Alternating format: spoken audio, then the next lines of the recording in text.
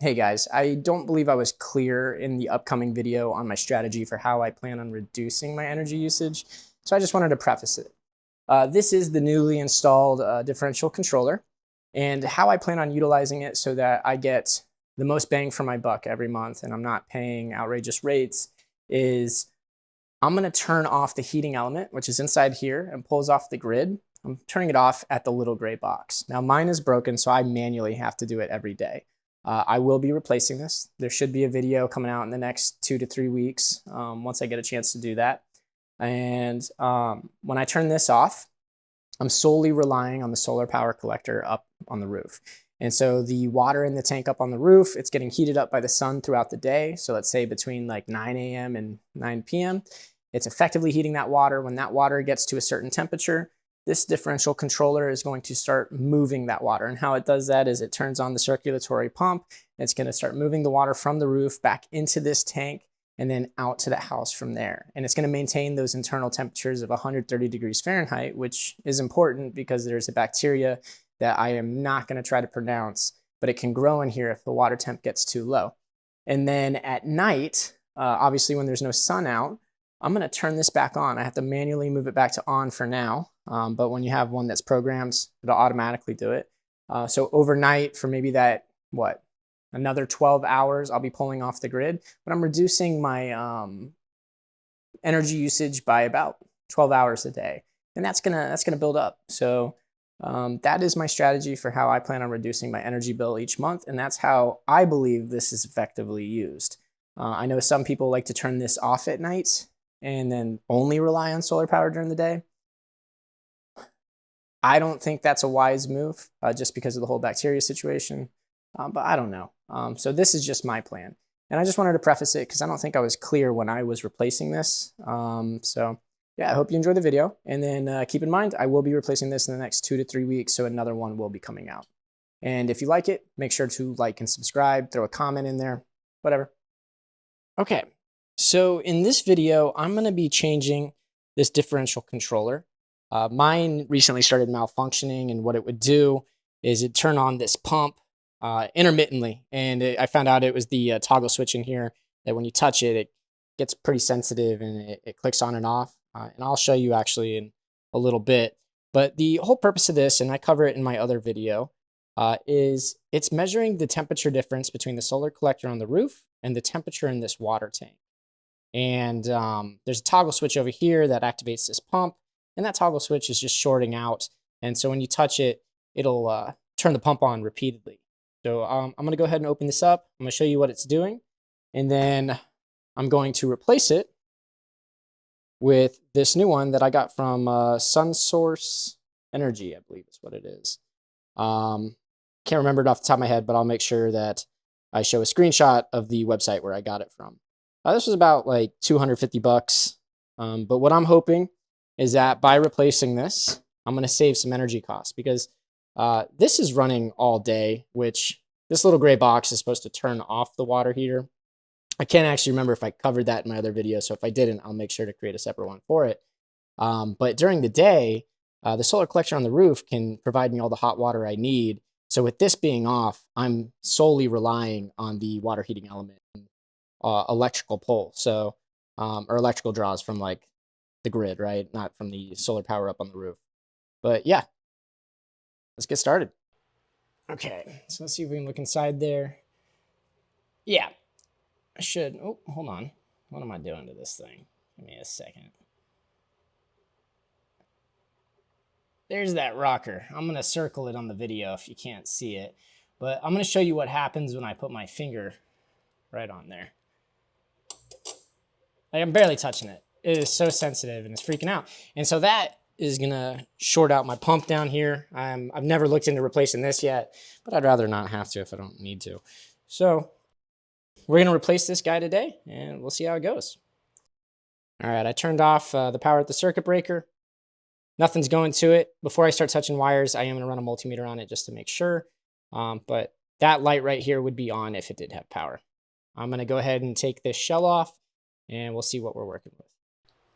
Now, unfortunately, I don't have the best angles, so I'm going to try and not get in your way, but also be able to get this job done right.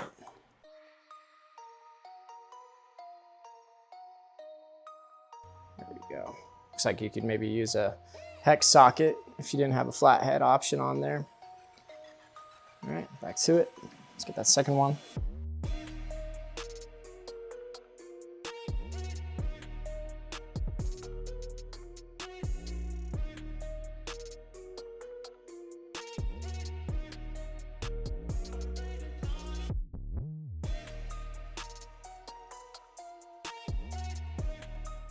So based off of this current setup, I'm running at 240 VAC, and I'll put up the diagram. I'll put a screenshot of it on here so you can see, but they have two different setups, one for 115 and one for 240.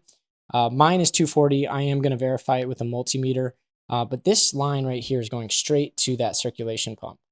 And you can see the white line that's coming out here, the white wire is going to the NO terminal, and this black wire is going over to the L2 terminal. Just like it shows in that diagram for the 240 VAC setup. And then this green wire right here, that's just the ground, if you were curious. But I'm going to get the power back on here once I get these wires disconnected. And then we're going to verify that we're running 240. I forgot to mention, looking at this side as well. So this is the circulatory pump. This is what's coming straight from the circuit breaker on the house. It is in the L2 and L1 position, just as it shows in that diagram. So once more, we're going to verify, but it is good to take a photo of the setup before ever you start disconnecting things. I find that makes it much easier in case you forget. So I'm going to start taking off the thermal wires for the tank and solar collectors, and I'm going to mark them. That way I don't have to play the guessing game later. All right, so this is for the tank, and I'm actually also going to make sure that whoever installed this originally installed it correctly, and I'm going to follow these wires and make sure they lead where they're supposed to. Hopefully it'll be obvious.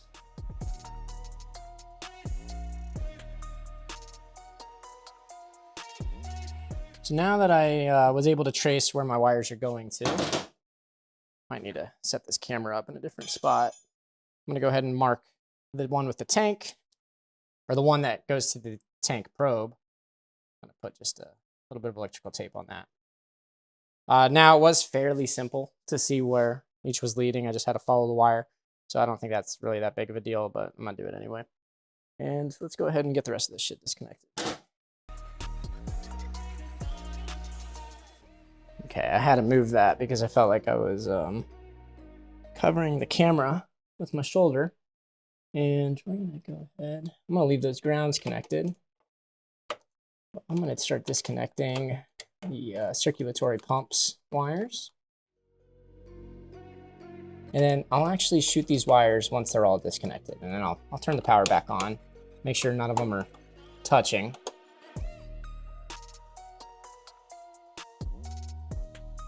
And I don't know if it was evident, because I know I didn't bring it up, but we are going to have to punch out these holes for this junction box and reconnect these guys.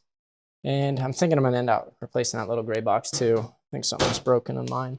So I'll do that in a later video. But for now, so we get this power back on and test it out.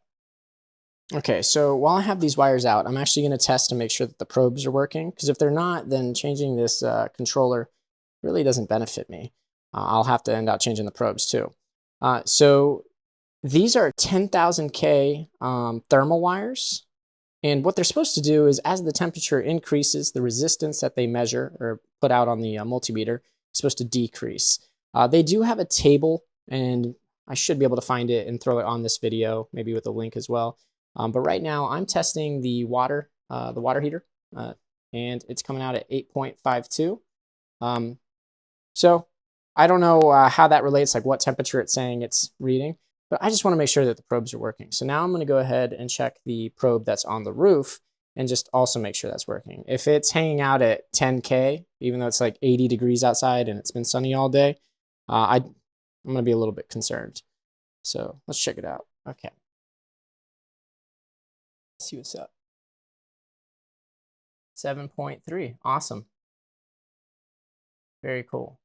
All right. So I'm happy. I'll have to check the table to see what temperatures those are, but I mean, it seems like they're working, so I'm not too worried about my probes. I'll go ahead and get these out of the way. I'm going to flip that power back on, and I just want to make sure that this is 240 VAC. So let's see. All right. Yeah, 239. All right, so we got 240 set up. All right. So we confirmed that it's 240 VAC. Now I'm just going to double check that power is off again. There we go. Cool. And you might have noticed I didn't check the power earlier when I was disconnecting the wires. I was very confident, which is a blunder on my end. But yeah, remember to always check it before you start removing stuff. Now we're going to begin getting this controller off. I'll have to disconnect these ends. Oh yeah, security not there. I'll have to disconnect the ground wires as well. Once we get these off, punch the holes out on this new guy right here and here, get it hooked up, and hopefully that helps save a little bit on the electric bill.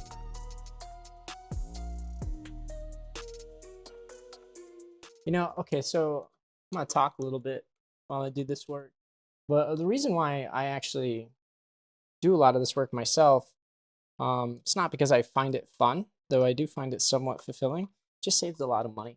I had, I'm not gonna say the company, but I had them come out to give me an estimate on like how much it would be to replace just this component alone, which $250. Like you order it yourself and do the work yourself.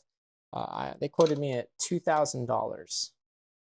Some kind of upsell on. Now the guy who talked to me was really cool. You could tell that I knew what I was doing. So he was even like, "Hey, maybe just do the work yourself if you're familiar with it, because we're gonna charge you a lot." And that's one of the things when living out in somewhere like Hawaii. Sometimes people take advantage. They like to overcharge. They don't understand what it's like to have real competitors. So I like to do my own work. And that's why I think it's really important. Where the fuck did I put that? There it is, in my pocket. All right. I will never learn that one. Anyway, yeah, so it's like there's not many competitors out here. And I think they like to price gouge a lot. So the reason why I do all this is because I'm on a budget. I'm not trying to go into debt just to have hot water. They actually quoted me $10,000 to replace this fucker. Which it doesn't need to be replaced, by the way. I just was asking for fun. All right, cool. So we got the wires disconnected for the pump.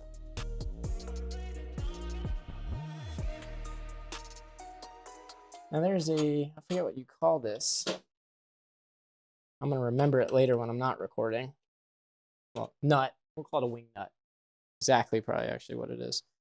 Anyway, that was on here. So we're going to disconnect it from its mount on this, and then it'll be able to slide on out. Then I'm going to steal this bit, put it on there. And then there's another wing nut behind this that I'll have to remove just to pull that out. But we'll do that in a second.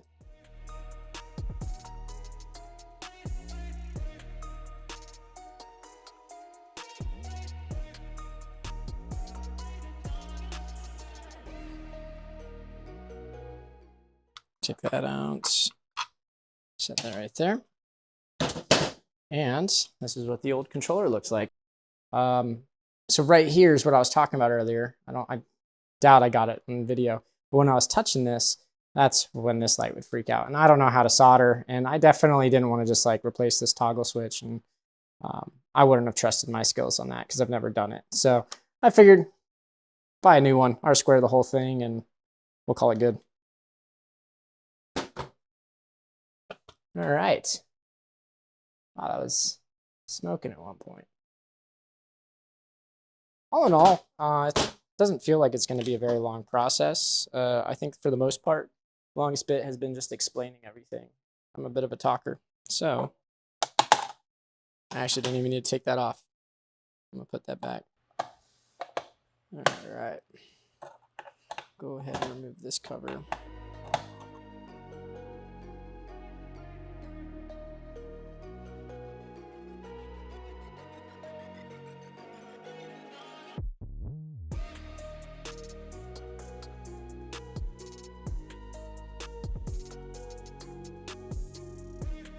Well, this side was way more agreeable than the other. I don't know what was, oh, here we go. That was, yeah, that's on par. It's just me.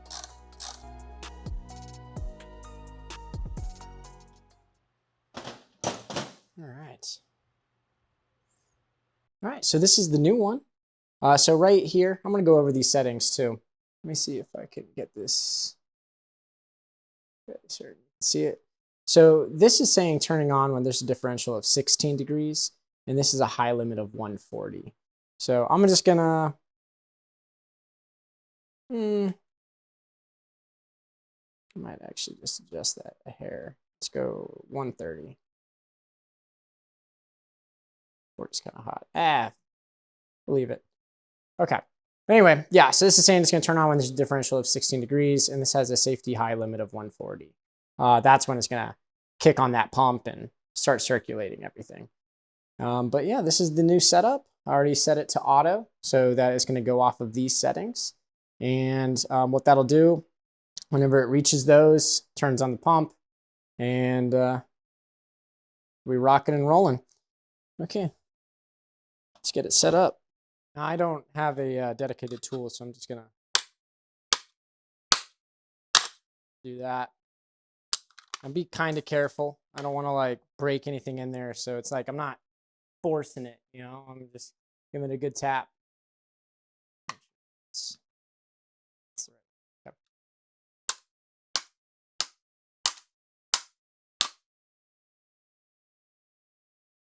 A lot harder holding. Oh, fuck you. All right, so now we're gonna tap it on this side. Be careful of the components inside. That is right, yeah? Yeah. See it? All right. I'm gonna just push that in then. You don't have to be too forceful with it. Get everything set up how it was before.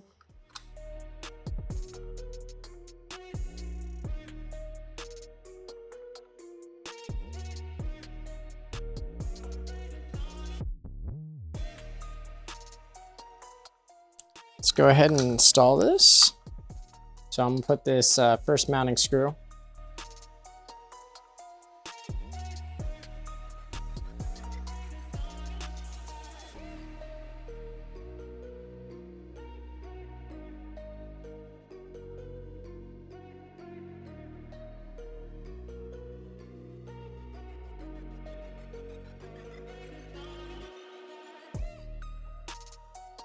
Okay. Now you can't really see what I'm doing, but unfortunately I don't have the best setup. And I want to make sure I do this right. So these wires are a bit long. I'm gonna go ahead and trim them.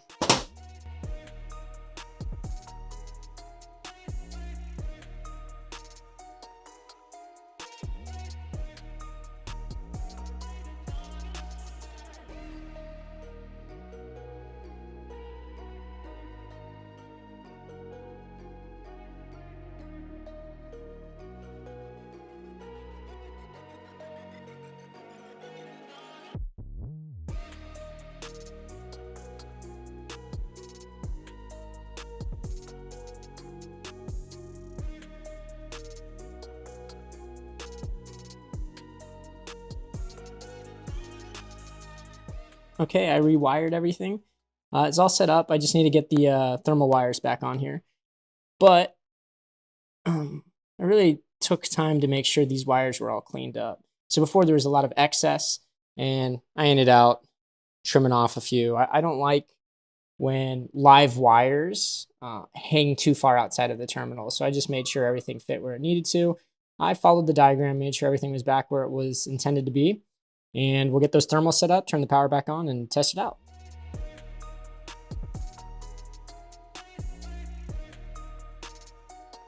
So I should have brought the wire around here, just be a little bit more uniform when everything's reinstalled. So let me go ahead and do that.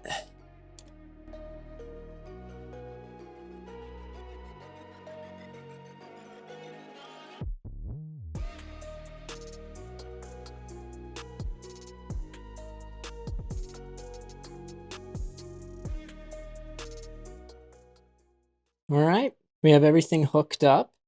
All of the thermal sensors are back on. They're connected to their respective terminals. All of the live wires are hooked up, and voila. So it does have power. I have it in auto, so let's go ahead and flip that up to on, see if that turns on. That's what's up. All right, I'm gonna go ahead and put this back down to auto. We're gonna reinstall everything here, and then we'll be good to go.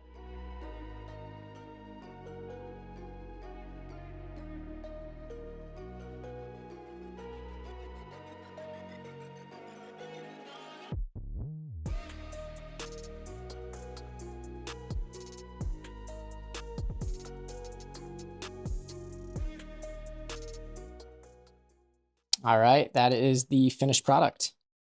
It was a fairly simple DIY. I would say about an hour to an hour and a half is probably the appropriate time it takes to replace this thing. Maybe even a little bit quicker, depending on how focused you are. But if you found this video helpful, remember to like and subscribe.